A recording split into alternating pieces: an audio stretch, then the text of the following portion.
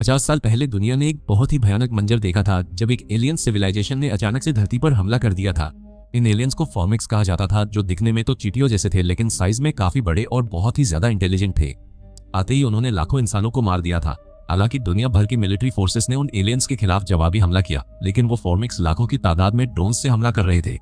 उस लड़ाई में कई सोल्जर्स शहीद हो गए थे। आखिर में एक बहादुर मिलिट्री कमांडर मेजर रैकम अपने फाइटर जेट को सीधा एलियंस की मदरशिप में ले गया और अपनी जान सैक्रिफाइस करके उसे डिस्ट्रॉय कर दिया था। जैसे ही वो मदरशिप डिस्ट्रॉय हुई, सारे एलियन ड्रोन्स ऑटोमेटिकली डीएक्टिवेट हो गए और बाकी एलियंस भी मारे गए। इस तरह कमांडर मेजर रैकम की वजह से 50 साल पहले इंसान एलियंस के खिलाफ जंग जीत गए थे। हालांकि इंसानों को यह यकीन था कि वह एलियंस कभी ना कभी इंसानों को धरती से खत्म करने के लिए वापस जरूर आएंगे। उन्हें लगता था कि फॉर्मिक्स दोबारा हमला करने के लिए अपनी और भी ज्यादा ट्रूप्स भेजेंगे।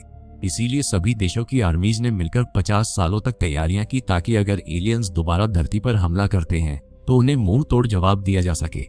इसी काम के लिए एक ऑर्गेनाइजेशन बनाई गई थी जिसका नाम था इंटरनेशनल फ्लीट, जिनका मकसद था मेजर रैकम की तरह एक बहादुर कमांडर ढूंढना जो एलियंस के खिलाफ जंग में उनकी सारी स्पेस फाइटिंग फोर्स को लीड कर सके। उनका मानना था कि छोटे बच्चे बड़े लोगों से कहीं ज्यादा तेज डिसीजन ले सकते हैं और मुश्किल डाटा को आसानी से समझ सकते हैं, जिसकी मदद से वह एलियंस को हरा सकते हैं। इसी वजह से उन्होंने एक बैटल स्कूल बनाया था जिसमें वह दुनिया के सबसे इंटेलिजेंट बच्चों को रिक्रूट करते थे और स्पेस कॉम्बैट सिमुलेशन गेम्स के जरिए उन्हें जंग के लिए ट्रेन करते थे, ताकि वह सबसे इंटेलिजेंट बच्चे को अपनी फ्लीट का कमांडर बना सके। इस ट्रेनिंग को कर्नल हायरम ग्राफ देख रहे थे, जो कि इंटरनेशनल फ्लीट के डायरेक्टर थे, और उनके साथ उनकी कलीग मेजर ग्वेन एंडरसन भी थी। उस स्कूल में आने वाले बच्चों की गर्दन में ट्रैकिंग चिप्स लगाई जाती थी, ताकि कर्नल और मेजर उन पर पूरी नजर रख सके और उनकी मेंटल एबिलिटीज को टेस्ट कर सके। इन्हीं बच्चों में से एक था एंडर विगन, जिसकी गेमिंग स्ट्रेटजीज को देखकर कर्नल ग्राफ बहुत ही ज्यादा इंप्रेस थे। स्कूल में कोई भी ऐसा नहीं था जो स्पेस वॉर गेम में एंडर को हरा सके। एक दिन एंडर स्पेस वॉर गेम खेल रहा था स्टिल्सन के साथ, जो कि स्कूल का एक सीनियर स्टूडेंट था। वहीं दूसरी तरफ कर्नल और मेजर अपने कैबिन में बैठकर एंडर की गेमिंग स्ट्रेटजी को ध्यान से देख रहे थे। गेम के दौरान स्टिल्सन एंडर की शिप के पीछे बुरी तरह पड़ा हुआ था, लेकिन एंडर ने चालाकी से स्टिल्सन की शिप को 2 एस्टेरॉइड्स के बीच में लाकर उसे डिस्ट्रॉय कर दिया। एंडर की इस बेहतरीन स्ट्रेटजी को देखकर कर्नल बहुत ही इंप्रेस हुआ, लेकिन स्टिल्सन एंडर पर चीटिंग का इल्जाम लगाने लगा। स्टिल्सन ने एंडर को एक और गेम खेलने के लिए चैलेंज किया, लेकिन एंडर, जो कि बहुत ही जिद्दी और कॉन्फिडेंट था, उसने स्टिल्सन का चैलेंज रिजेक्ट कर दिया और वहां से जाने लगा। तभी स्टिल्सन और उसके दोस्तों ने एंडर को पकड़कर एक खाली कमरे में घसीट लिया। स्टिल्सन बहुत ही ज्यादा गुस्से में था और उसने एंडर को धक्का देकर उसे 1-on-1 फाइट के लिए चैलेंज किया। एंडर गुस्से में आ गया और उसने एक वुडन मॉडल उठाकर स्टिल्सन को दे मारा, जिससे वह नीचे गिर गया। लेकिन फिर भी स्टिल्सन का एटीट्यूड कम नहीं हुआ और वह एंडर को जान से मारने की धमकियां देने लगा। यह सुनकर एंडर ने स्टिल्सन को इतनी जोर से किक मारी कि वह दोबारा उठ नहीं पाया। कैबिन में बैठे हुए कर्नल और मेजर ये सारा इंसिडेंट देख रहे थे। एंडर को मेडिकल रूम में बुलाया गया, जहां उसकी गर्दन से ट्रैकिंग चिप निकालकर उसे स्कूल से निकाल दिया गया। एंडर इस डिसीजन से बहुत ही ज्यादा दुखी था। घर वापस आने के बाद एंडर ने अपनी बड़ी बहन वैलेंटाइन को स्कूल में हुई सारी बातें बताई। वैलेंटाइन ने उसकी बात सुनने के बाद उसे समझाया कि उसने जो भी किया वह सेल्फ डिफेंस में किया था और अब स्टिल्सन और उसके दोस्त उसे कभी भी तंग नहीं करेंगे। ये सुनकर एंडर को फाइनली सुकून मिला। एंडर वैलेंटाइन से बहुत प्यार करता था, क्योंकि घर में सिर्फ वही थी जो उसे अच्छी तरह समझती थी। हालांकि एंडर का बड़ा भाई पीटर उससे नफरत करता था, क्योंकि पीटर को अपने वायलेंट टेम्पर की वजह से बैटल स्कूल से निकाल दिया गया था। पीटर हर वक्त एंडर को यही फील कराता था कि वह कमांडर बनने के लायक नहीं है और वह एक कमजोर बच्चे के अलावा कुछ भी नहीं है। उसी रात डिनर करते वक्त एंडर और उसकी फैमिली न्यूज देख रहे थे।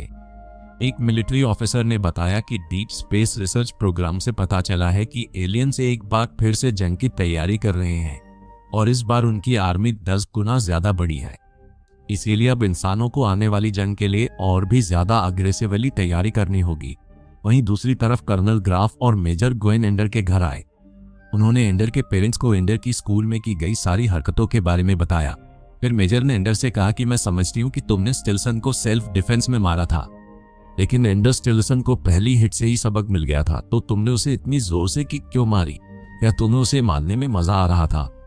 एंडर ने प्राउडली कहा कि मेरी पहली हिट उसे हराने के लिए थी, लेकिन मैं ये श्योर करना चाहता था कि वो मुझे दोबारा चैलेंज ना कर सके, इसीलिए मैंने उसे और मारा।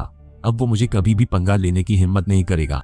ये सुनकर एंडर की माँ उस पर गुस्सा करने लगी। But just then the colonel stood up and said to Ender, "Congratulations, Ender. You have graduated from battle school."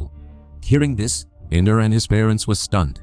The colonel went on to say that whatever Ender did with that boy, his strategy impressed me a lot. It isn't enough just to defeat your enemy.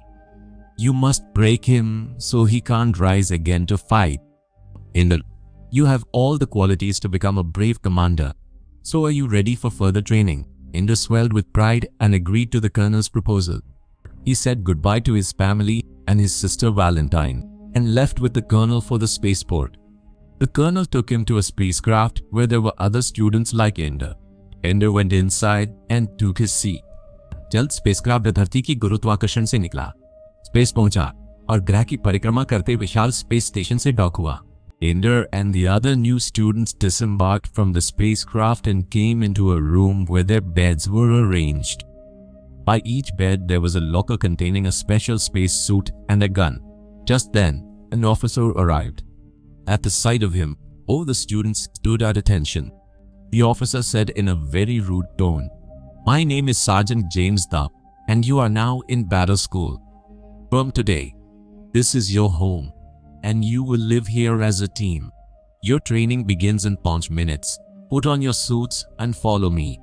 The sergeant led everyone into a chamber behind him, where the colonel was already present. The colonel said to the students, "Welcome to battle school. On the other side of this chamber is your battle room, where you will be trained in combat." Saying this, the colonel opened the battle room's door with a device strapped to his wrist. The battle room was circular in shape, with triangular shields installed at various places, and at the far end there was another door. The colonel explained that you are currently in artificial gravity, but as soon as you enter the battle room, gravity will be gone and you will have to train in zero gravity. After saying this, the colonel asked Ender to enter the battle room first. Ender floated into the room, but it was hard for him to stay stable in zero gravity. He kept bumping into the shields again and then stopped in one spot. In a short while, the other students also entered the battle room. They were all very excited by this new zero-gravity experience. There, Ender met a boy named Beam. While chatting, Ender drew his gun from his holster and fired at a shield. A beam of light came out of the gun and hit the shield, but it did no damage. Seeing this, Ender asked Beam to fire the gun at him. As soon as Beam fired, the fabric of Ender's suit instantly tightened, and his body froze in place like ice. However, Ender was not harmed. After a short while, the colonel used the device on his wrist to control the students' suits and line them up. Then he said that you kids must learn to stay stable in zero gravity, because as part of your training, you will have to play games against other teams in the school. The sergeant will now explain the rules. The sergeant explained that this is a team battle game. One team will start from one gate and the other team from the other gate. As soon as the game begins, both teams will enter the battle room and try to shoot the other team's players with their guns. Shooting a hand or a leg earns 1 point, and shooting the vest earns 6 points. Shooting the vest will completely freeze the player and knock him out of the game. In the end, the team with more points will win. But if any player, without being shot, gets into the opponent's gate, the opponent team loses no matter how many points it has. Also, each team must protect its own gate. Did everyone understand the rules? The sergeant asked, and everyone answered yes. Thus began the children's training at the Space Battle School. That training was full of hardships. Every day the students were allowed very little sleep and were put through hours of hard training that included classroom discussions about alien planets so they could understand the enemy's environment. They were also given combat training so they could maintain their aggression and fighting spirit. During this time, they were also shown video footage of old alien battles every day so they could study the enemy's attack patterns. Several months had passed since training began, and Ender's performance had been very impressive. During training, Ender helped his teammates a lot. For this reason, all the kids became his friends and began to see him as a team leader. One day during training, Ender noticed a game on his tablet. Major Gwen herself had put that game on Ender's tablet because she wanted to see how Ender handled frustrating situations. Ender started playing that game, while the Colonel and the Major closely watched his gameplay. In that game, Ender's avatar was a mouse. उसे उस चूहे को एक bridge cross कराना था, लेकिन रास्ते में एक मॉन्स्टर खड़ा हुआ था। उस मॉन्स्टर ने केमिकल से भरे हुए 2 ग्लासेस रखे और उस चूहे से कहा कि एक ग्लास में जहर है और एक सेफ है। उसने कहा कि अगर चूहा सही ग्लास में कूदेगा तो वह फेरीलैंड में पहुंच जाएगा, लेकिन अगर वह गलत ग्लास में कूदेगा तो वह मेल्ट हो जाएगा। एंडर ने कुछ देर सोचा और लेफ्ट वाले ग्लास में कूद गया, लेकिन उस ग्लास में जहर था और एंडर का अवतार मेल्ट हो गया। एंडर ने दोबारा लेवल शुरू किया। इस बार ये सोचकर कि राइट वाला ग्लास सेफ होगा, वह बिना सोचे उसमें कूद गया, लेकिन उस ग्लास में कूदने के बाद भी उसका अवतार मेल्ट हो गया। एंडर इस बात से कंफ्यूज तो हुआ, लेकिन वह बिल्कुल भी फ्रस्ट्रेट नहीं हुआ और उसने दोबारा गेम शुरू कर दी। तभी उसका दोस्त एली उसे खेलते हुए देखने लगा। इस बार एंडर ने अलग दिमाग लगाया और किसी ग्लास में कूदने की बजाय वह सीधा मॉन्स्टर की आंख में कूद गया, जिससे वो मॉन्स्टर तड़प तड़प कर मर गया। ये देखकर एली डर के मारे पीछे हट गया और उसने एंडर से पूछा कि उसने मॉन्स्टर को क्यों मारा। एंडर ने कहा, क्योंकि हमारे ट्रेनर्स हमसे यही चाहते हैं, अगर तुम रूल्स फॉलो करोगे तो तुम हार जाओगे, लेकिन अगर तुम आउट ऑफ द बॉक्स सोचकर वायलेंट बनोगे तभी तुम जीत सकते हो। कर्नल और मेजर एंडर की सोच को देखकर हैरान रह गए, क्योंकि किसी ने भी उस गेम का वह लेवल इतनी जल्दी और इतने अनएक्सपेक्टेड तरीके से पार नहीं किया था। तभी एंडर को अपने टैबलेट पर एक मैसेज मिला, जिसमें एक सोल्जर ने कहा कि कांग्रेचुलेशंस एंडर, तुम्हारा टैलेंट देखकर कर्नल ने तुम्हें एक दूसरी टीम में डाल दिया है जिसका नाम सैलामेंडर है। तुम ग्रीन लाइट को फॉलो करो और अपनी नई टीम को जाकर रिपोर्ट करो। यह सुनकर एंडर जल्दी से सैलामेंडर टीम के चैम्बर में गया, जहां उसकी मुलाकात उस टीम के लीडर बोंजो से हुई। बोंजो हाइट में छोटा था, लेकिन उसका स्वैग बड़ा था और उसकी जुबान भी बहुत तेज थी। टीम के सारे मेंबर्स उससे डरते थे। एंडर के आते ही बोंजो से धमकाने लगा। उसने कहा कि सुनो लड़के, तुम्हें यहाँ बैटल गेम की ट्रेनिंग के लिए भेजा गया है, लेकिन याद रखना मैं 6 महीने से इस टीम को लीड कर रहा हूँ और हम एक भी मैच नहीं हारे हैं। मैं जानता हूँ कि तुम इस गेम में बिल्कुल फट्टू हो और तुम्हारी वजह से हम हार सकते हैं, इसीलिए मैच के दौरान तुम गेट पर खड़े रहोगे और कुछ नहीं करोगे। एंडर को धमकाने के बाद बोंजो ने उसे उसके कमरे में भेज दिया, जहां उसके लॉकर में उसका नया सूट रखा हुआ था। तभी पेट्रा नाम की एक लड़की, जो कि टीम की अकेली फीमेल प्लेयर थी, वो एंडर के पास आई। बातों बातों में एंडर और पेट्रा अच्छे दोस्त बन गए। पेट्रा ने उसे बताया कि बोंजो को हारने से डर लगता है, इसीलिए वो नए प्लेयर्स को ऐसे ही ट्रीट करता है। अगर तुम चाहो तो मैं तुम्हें गेम की कुछ ट्रिक्स सिखा सकती हूँ। एंडर खुशी खुशी मान गया। बैटल रूम 24 घंटे खुला रहता था, इसीलिए एंडर पेट्रा के साथ वहां गया। उन दोनों ने घंटों तक प्रैक्टिस की, जिसमें पेट्रा ने एंडर को 0 ग्रेविटी में स्टेबल रहना और गन को सही से इस्तेमाल करना सिखाया। अगली सुबह वो दिन आ गया जब टीम सैलामेंडर का एक दूसरी टीम के साथ मैच था। बोंजो ने अपनी स्ट्रेटजी बताई और फिर बैटल रूम में चला गया और एंडर को गेट पर खड़े रहने के लिए कहा और कुछ भी न करने के लिए कहा। हालांकि कुछ ही मिनटों में बोंजो की स्ट्रेटजी फेल होने लगी और उसकी टीम हारने लगी। बोंजो और उसके 2 टीममेट्स एक शील्ड के पीछे छुपने के अलावा कुछ नहीं कर सके। वहीं पेट्रा ने अपनी समझदारी से ओपोनेंट टीम के कई मेंबर्स को फ्रीज करके पॉइंट्स बनाए। आखिर में वह एक एनिमी प्लेयर से टकरा गई, जिससे उसका बैलेंस बिगड़ गया। ये देखकर एंडर खुद को रोक नहीं पाया। वो फौरन गेट से निकलकर पेट्रा की तरफ भागा। बोंजो ने उसे रोकने की कोशिश की, लेकिन एंडर ने उसे इग्नोर कर दिया और पेट्रा की मदद करने चला गया। अब बोंजो की टीम साफ साफ हार रही थी। तभी एंडर ने नोटिस किया कि ओपोनेंट टीम के सारे मेंबर्स उनके गेट के पास जमा है। एंडर ने जल्दी से एक स्ट्रेटजी बनाई और पेट्रा की मदद से एनिमी टीम की तरफ बढ़ने लगा। उसने अपनी बॉडी को सीधा कर लिया ताकि ऐसा लगे कि वो पूरी तरह फ्रीज हो गया है और गेम से बाहर है। आखिर में उसकी चाल काम कर गई और ओपोनेंट टीम ने उसे फ्रीज समझकर इग्नोर कर दिया। जब एंडर ओपोनेंट टीम के पास पहुंचा तो उसने अचानक से हमला करके अकेले ही पूरी टीम को खत्म कर दिया और गेम जीत गया। एंडर की समझदारी को देखकर कर्नल, जो कि मैच देख रहा था, वो हैरान रह गया। यहाँ तक कि ओपोनेंट टीम के लीडर ने भी एंडर की स्किल्स की तारीफ की। उसी रात एंडर ने दोबारा वही गेम अपने टैबलेट में खोली और उसका अगला लेवल खेलने लगा। इस लेवल में एंडर का अवतार, यानी कि वो चूहा, मॉन्स्टर की आंख से निकलकर आगे बढ़ा।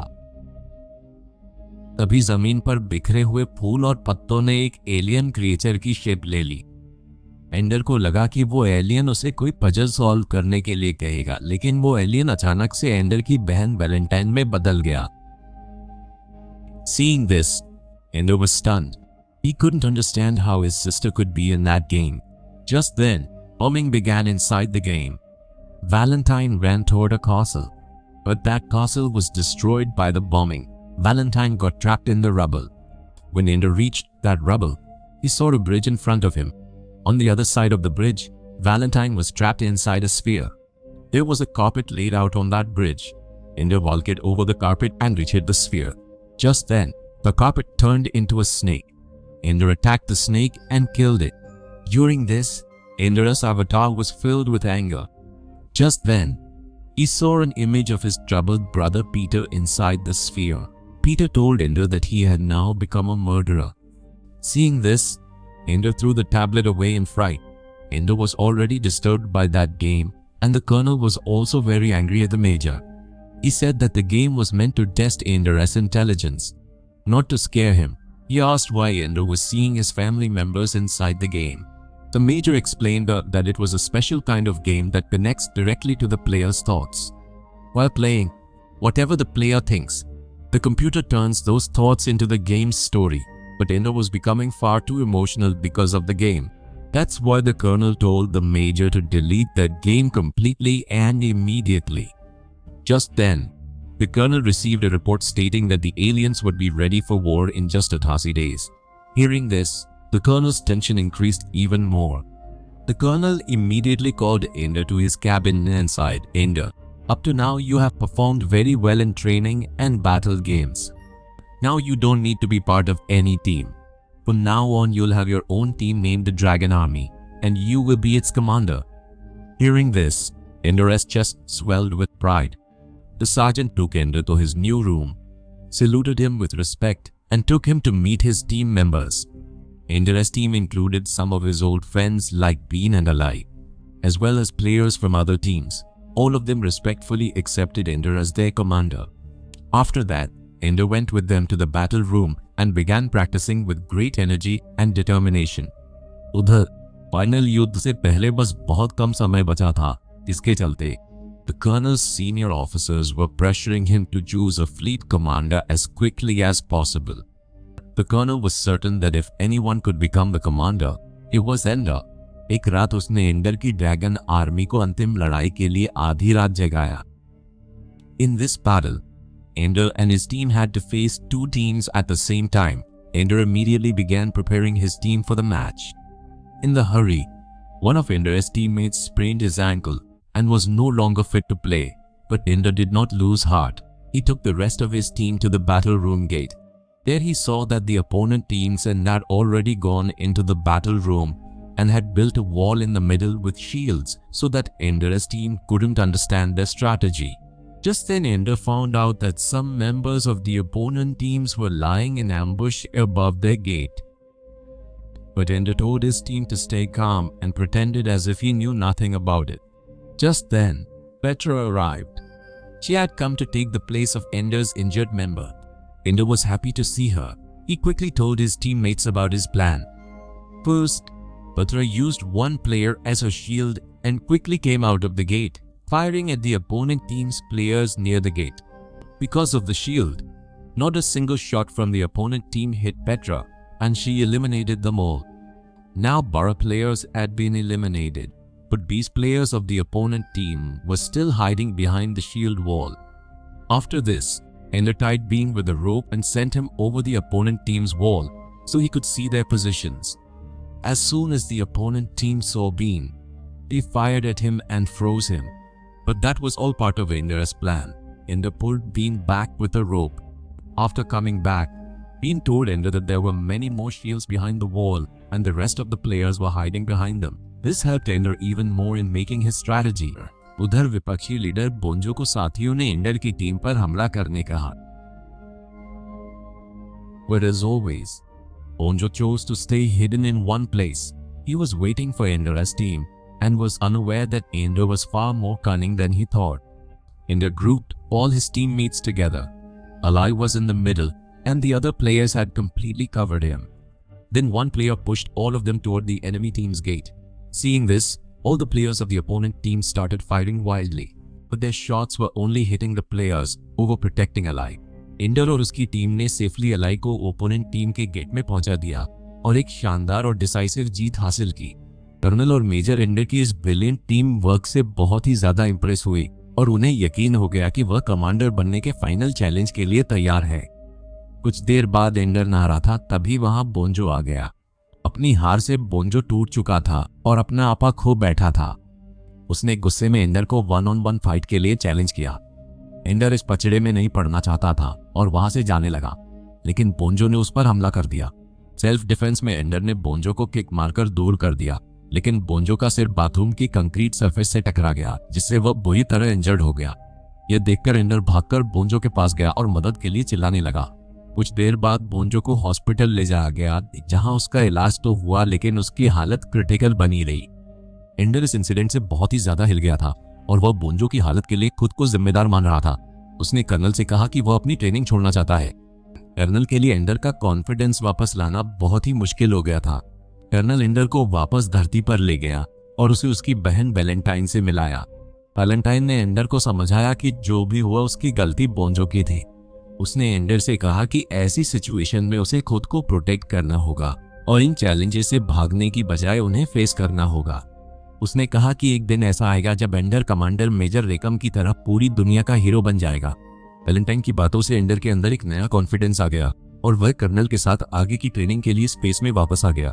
हालांकि इस बार उसकी ट्रेनिंग बैटल रूम में नहीं होने वाली थी, बल्कि इंटरनेशनल फ्लीट के एडवांस कमांड बेस में होने वाली थी, जो कि एलियंस के होम वर्ल्ड के पास एक प्लेनेट पर बना हुआ था। यह एंडर का फाइनल ट्रेनिंग पीस था। उसे बताया गया कि अगर वह इसमें कामयाब होता है तो उसे एलियंस के खिलाफ जंग में फ्लीट का कमांडर बना दिया जाएगा। इस तरह कर्नल एंडर और बाकी क्रू स्लीप पॉड्स के अंदर सोकर एडवांस कमांड बेस के लिए निकल गए। एक लंबे सफर के बाद वो फाइनली अपनी डेस्टिनेशन पर पहुंच गए। वहां पहुंचकर एंडर ने देखा कि वो पूरा प्लेनेट बहुत बड़े बड़े नुकीले स्ट्रक्चर से ढका हुआ था। यहाँ तक कि उनका बेस भी उन्हीं स्ट्रक्चर्स में से एक के अंदर बना हुआ था। एंडर ने कर्नल से पूछा कि ये कैसी जगह है। कर्नल ने बताया कि 27 साल पहले हमने इस प्लेनेट को डिस्कवर किया था। उस वक्त यहाँ एलियंस का कब्जा था और वो इसे एक मिलिट्री बेस की तरह इस्तेमाल करते थे। इन नुकीले स्ट्रक्चर्स के नीचे उनका नेस्ट है, लेकिन हमने कई साल पहले उन्हें यहाँ से भगाकर उनके होम प्लेनेट पर भेज दिया था। तब से हम यहीं से एलियंस पर नजर रख रहे हैं और उनकी हर हरकत पर नजर रख रहे हैं। ये सुनकर एंडर ने कर्नल से पूछा कि इसका मतलब आपने एलियंस को उनके होम प्लेनेट पर ट्रैप कर दिया था और उन्होंने पिछले 50 सालों से धरती पर हमला नहीं किया है, तो आप अभी भी उनसे क्यों लड़ना चाहते हैं? कर्नल ने कहा कि सिर्फ इसलिए कि उन्होंने अब तक हमला नहीं किया है, इसका मतलब यह नहीं है कि वह नहीं करेंगे। एंडर, तुमने ही कहा था कि अपने दुश्मन की कमर ऐसे तोड़ो कि वह दोबारा उठ ना सके। हमें भी अपने दुश्मन के साथ ऐसा ही करना होगा ताकि वह फ्यूचर में हम पर कभी हमला ना कर सके। फिर उसने कहा कि तुम अपने कमरे में जा सकते हो, कल से तुम्हारी ट्रेनिंग शुरू हो जाएगी। इसके बाद सार्जेंट एंडर को उसके कमरे तक ले गया। उसने प्लेनेट के बारे में बताते हुए कहा कि यहाँ की हवा ब्रीथेबल तो है, लेकिन ऑक्सीजन लेवल्स अक्सर कम हो जाते हैं। उसने एंडर को वार्न किया कि अगर उसे कभी बेस से बाहर जाना पड़े तो वह अपने साथ हमेशा ऑक्सीजन मास्क रखे। यह कहकर सार्जेंट वहां से चला गया और एंडर कुछ ही देर में गहरी नींद में सो गया। अगली सुबह जब एंडर की आंख खुली तो वह अचानक से डर के मारे कोने में सिकुड़ गया। उसने देखा कि उसके कमरे में एक आदमी बैठा हुआ उसे घूर रहा है। उस आदमी के चेहरे पर अजीब टैटूज बने हुए थे। एंडर ने घबराते हुए पूछा कि तुम कौन हो? उस आदमी ने कहा कि मेरा नाम मेजर रेकम है। यह सुनकर एंडर हैरान रह गया। रेकम ने मुस्कुरा कर कहा कि तुम्हें क्या लगा था कि मैं मर गया? एंडर रिस्पेक्ट से उसके सामने खड़ा हो गया और कहा कि सर, आपसे मिलकर बहुत खुशी हुई, लेकिन सर हमें और वीडियोस में दिखाया जाता है कि आप एलियन मदरशिप में अपना प्लेन ले जाकर अपनी जान सैक्रिफाइस कर देते हैं। आप अभी तक जिंदा कैसे हैं? रेकम एंडर को अपने साथ ले गया और उसे पूरी वीडियो फुटेज दिखाई। उस वीडियो में एंडर ने देखा कि रेकम एलियन शिप के एक्सप्लोड होने से कुछ ही पल पहले पैराशूट से अपने प्लेन से कूद गया था। इस तरह उसकी जान बच गई थी। दरअसल कर्नल ने रेकम के जिंदा होने की बात छुपा कर रखी थी ताकि उसके सो कॉल्ड सैक्रिफाइस से छोटे बच्चे लड़ने के लिए इंस्पायर हो सके। एंडर ने रेकम से पूछा कि आपको कैसे पता था कि मदरशिप को डिस्ट्रॉय करने से बाकी शिप्स भी डिस्ट्रॉय हो जाएंगी? रेकम ने कहा कि तुमने नोटिस किया होगा कि उन एलियंस का स्ट्रक्चर और नेचर चींटियों जैसा होता है। चींटियों की एक क्वीन होती है और क्वीन के मरने पर बाकी चींटियां काम करना बंद कर देती हैं और आखिर में मर जाती हैं। ठीक उसी तरह मुझे पता था कि एलियन मदरशिप में भी एक क्वीन जरूर होगी, इसीलिए मैंने उस पर हमला किया और मैं सही था। जैसे ही उस शिप पर मौजूद क्वीन मरी, सारे एलियंस रुक गए और उन्हें कमांड करने वाला कोई नहीं था, इसीलिए वो कोलैप्स होकर मर गए। रेकम ने आगे कहा कि अब एलियंस अपने होम प्लेनेट पर एक बार फिर से जंग की तैयारी कर रहे हैं, यानी कि उनके पास और भी क्वींस हैं। अगर हम उन क्वींस को डिस्ट्रॉय कर देते हैं तो सारे एलियंस अपने आप खत्म हो जाएंगे। इसके बाद रेकम एंडर को ट्रेनिंग रूम में ले गया। पेट्रा, बी, नेली और 2 लड़कियां और एंडर के साथ ट्रेनिंग करने के लिए वहां मौजूद थे और एंडर उनका कमांडर था। वो कमरा एक सिमुलेशन चैम्बर था जहां कंप्यूटर्स लगे हुए थे और नीचे कुछ ऑफिसर्स ऑब्जर्वर्स की तरह बैठे हुए थे। तभी वो कमरा एक वर्चुअल रियलिटी की तरह स्पेस में बदल गया। रेकम ने उन्हें अपने एक प्रोब से एलियन एक्टिविटी की लाइव फुटेज दिखाई। उसने बताया कि एलियंस इंसानों की तरह एक्सट्रीम हीट में सरवाइव नहीं कर सकते और उन्हें जिंदा रहने के लिए खाना और पानी चाहिए होता है। उनके प्लेनेट का टेम्परेचर बहुत ही ज्यादा है, इसीलिए वे जमीन के नीचे रहते हैं। हालांकि उनकी पॉपुलेशन बहुत ही तेजी से बढ़ रही है और उनके पास रहने की जगह और जरूरी रिसोर्सेज, खासकर पानी की कमी हो रही है। इसी वजह से वह अपनी कॉलोनी को बढ़ाने के लिए नए प्लेनेट्स ढूंढ रहे हैं। जहां जहां पानी है वहां धरती उनका टारगेट है। रेकम ने सख्ती से कहा कि अब हमें उन्हें डिस्ट्रॉय करना होगा, इससे पहले कि वह हमारी धरती को हमसे छीन ले। इसके बाद उसने एंडर से कहा कि हमारी असली लड़ाई 1 हफ्ते में होगी। इस दौरान तुम्हें एक कॉम्बैट सिमुलेशन गेम के जरिए ट्रेन करना होगा और यही गेम डिसाइड करेगी कि तुम कमांडर बनने के लायक हो या नहीं। इसीलिए तुम्हें इसे एक असली लड़ाई की तरह खेलना होगा। इतना कहकर रेकम ने वर्चुअल रियलिटी सिमुलेशन को एक्टिवेट कर दिया। वो कमरा ओपन स्पेस में बदल गया जहां बड़ी बड़ी एलियन शिप्स दिखाई दी जो कॉम्बैट ड्रोन से भरी हुई थी। उन्हीं के साथ एक बहुत बड़ी मशीन दिखाई दी जिसका नाम था मॉलिक्यूलर डिस्ट्रक्शन डिवाइस, यानी कि एमडी। रेकम ने आगे बताया कि तुम्हारी बाकी टीम ड्रोन्स को कंट्रोल करेगी और पेट्रा एमडी डिवाइस को ऑपरेट करेगी। एमडी के एक शॉट में 10,000 एटॉमिक बॉम्ब्स की पावर है। पेट्रा को उसे चलाने की ट्रेनिंग दी गई है। तुम्हारा काम सिंपल है, तुम्हें सही स्ट्रेटजी बनाकर एमडी को टारगेट की रेंज में लाना है। उसके बाद पेट्रा उसे फायर कर देगी और वह डिवाइस एक ही झटके में सारे एलियंस को खत्म कर देगा। इसी के साथ गेम का पहला लेवल शुरू हो गया। उन्होंने देखा कि 3 एलियन मदरशिप्स एक प्लेनेट से पानी खींच रही हैं। एंडर की कमांड में उसकी टीम ने आसानी से उन तीनों शिप्स को डिस्ट्रॉय कर दिया और पहला लेवल क्लियर कर दिया। कर्नल और बाकी ऑफिसर्स उनकी परफॉर्मेंस से बहुत ही ज्यादा खुश थे। इसके बाद एंडर और उसकी टीम उस सिमुलेशन गेम में लगातार ट्रेनिंग करने लगे। इस दौरान उन्हें ठीक से आराम भी नहीं दिया जा रहा था। अगले बैटल में एलियंस की तादाद इतनी ज्यादा बढ़ गई कि उन्होंने एंडर की शिप्स को पूरी तरह घेर लिया और उसकी टीम को संभलने का मौका ही नहीं मिला।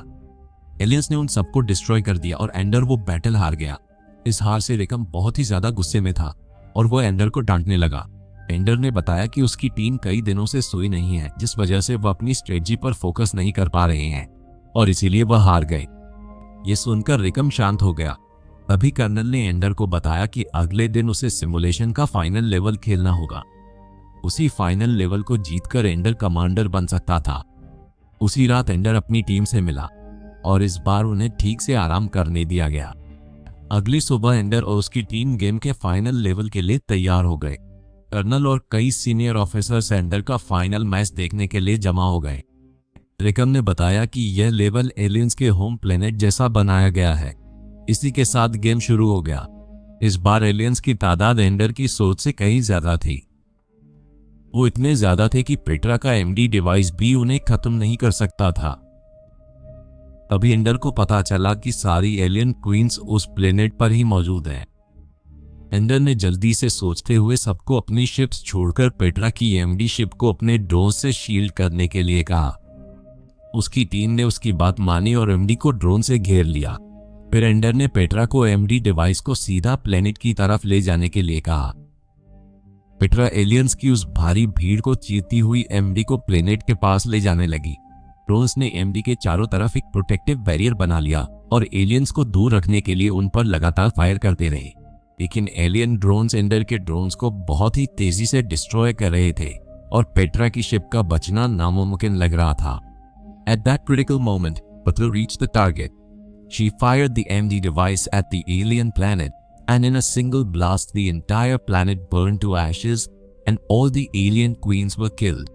As soon as the queens died, all the remaining aliens died too.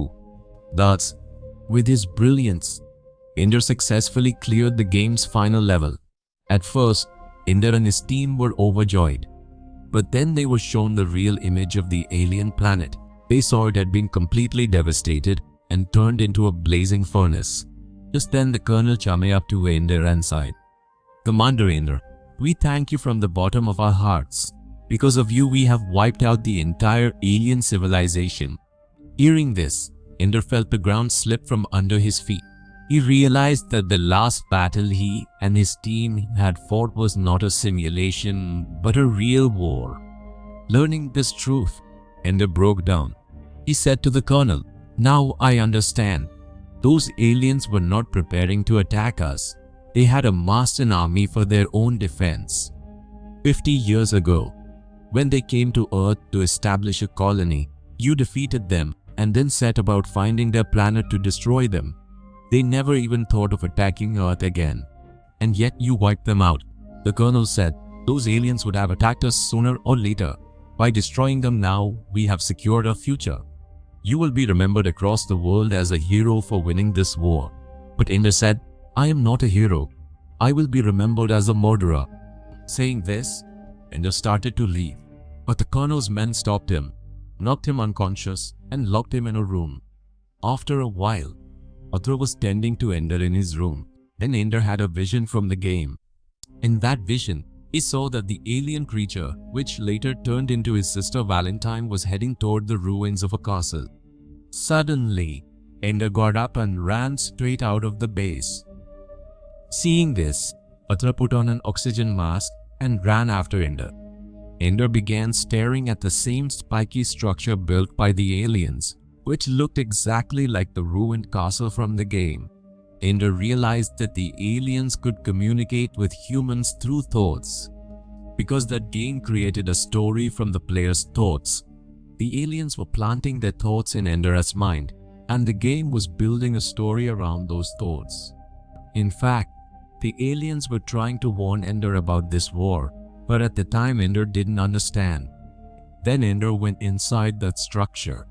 Inside, he saw a bridge and a sphere that were just like in the game. Without hesitating, Ender went inside the sphere. There he saw that an alien egg was growing inside it. As Ender reached out to touch the egg, an alien creature sank its sharp claws into Ender's neck. But Ender was not afraid. Instead, he began to weep tears of remorse. Seeing this, the alien let Ender go. Then, through Ender's thoughts, it told him that a queen alien was growing inside that egg. Ender promised the alien that he would take the egg with him and find a new home for their species. Because of Ender's determination, the colonel had to agree. The colonel gave Ender the title of Admiral and the spacecraft. Then Ender took the queen's egg and set out in that spacecraft in search of a new planet where the queen alien could be born again and rebuild a civilization from scratch. Friends, if you enjoyed this video and found yourself lost in the story, please subscribe to support us so we can keep bringing you more videos like this. Thanks for